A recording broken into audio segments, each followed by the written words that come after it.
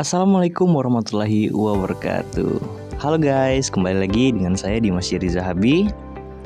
Sekarang kita akan membahas mengenai konsep manajemen pendidikan tingkat sekolah menengah. Ya, sekarang kita sudah memasuki bab yang kelima.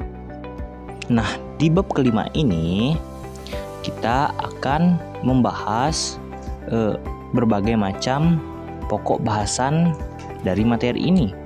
Yang pertama itu ada konsep manajemen mutu sekolah menengah. Yang kedua akan membahas sasaran mutu pendidikan. Serta yang ketiga adanya karakteristik menjadikan sekolah bermutu. Baik, langsung saja. Pertama-tama kita mulai dari yang pertama.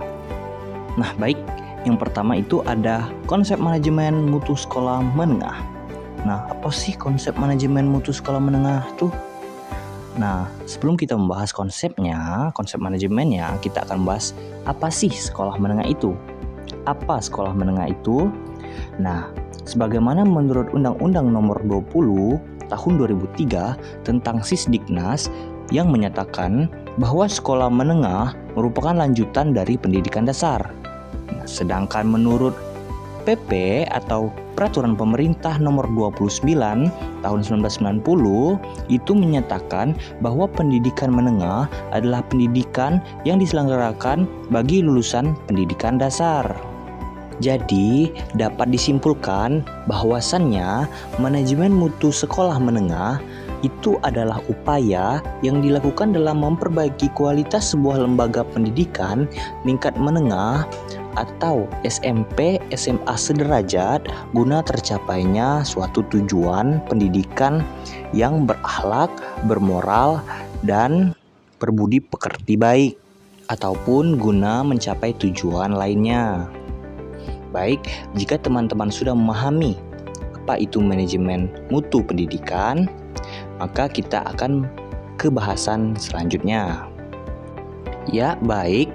Nah, di sini ada sasaran mutu pendidikan. Nah, bahasan selanjutnya itu adalah sasaran mutu pendidikan. Mungkin sebelumnya di sini saya tidak akan menjelaskannya secara rinci, mungkin secara garis besarnya saja, dan teman-teman juga bisa dapat melihatnya. Di sini itu ada penjelasan berupa peta konsep. Nah, itu ada yang pertama, dari mutu pendidikan itu ada proses, output, dan input. Ya, mungkin bisa teman-teman pahami sendiri. Silahkan lihat. Baik, jika sudah dipahami, kita akan ke materi yang selanjutnya. Next, oke. Oke, baik, ke pembahasan yang ketiga.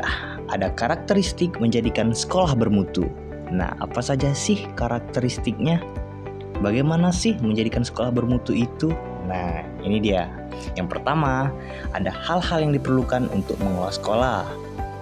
Yang kedua, sasaran hasil mutu pendidikan. Yang ketiga, dimensi mutu sekolah. Dan yang keempat, fokus manajemen sekolah menengah.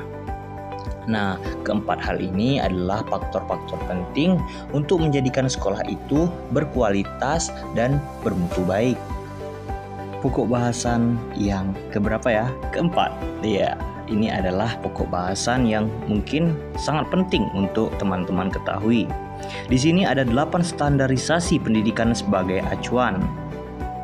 Nah, secara singkat saya menjelaskan hal ini menjadi 8 faktor. Dan mungkin saya tidak menjelaskannya secara rinci. Baik, yang pertama, dari 8 standar pendidikan ini kita mulai dari standar isi.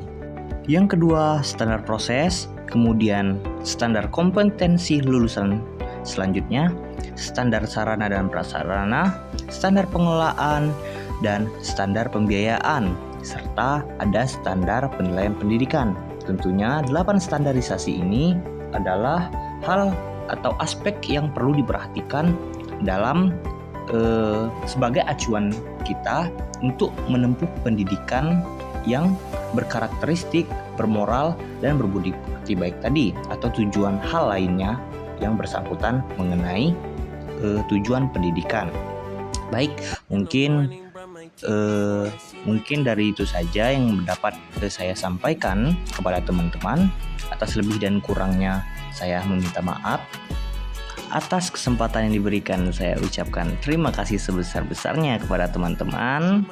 Dan juga jangan lupa subscribe dan like serta share video ini. Dan arahkan lonceng untuk mendapatkan notifikasi terbaru. Baik, saya akhiri. Wabillahi taufiq wal hidayah. Wassalamualaikum warahmatullahi wabarakatuh.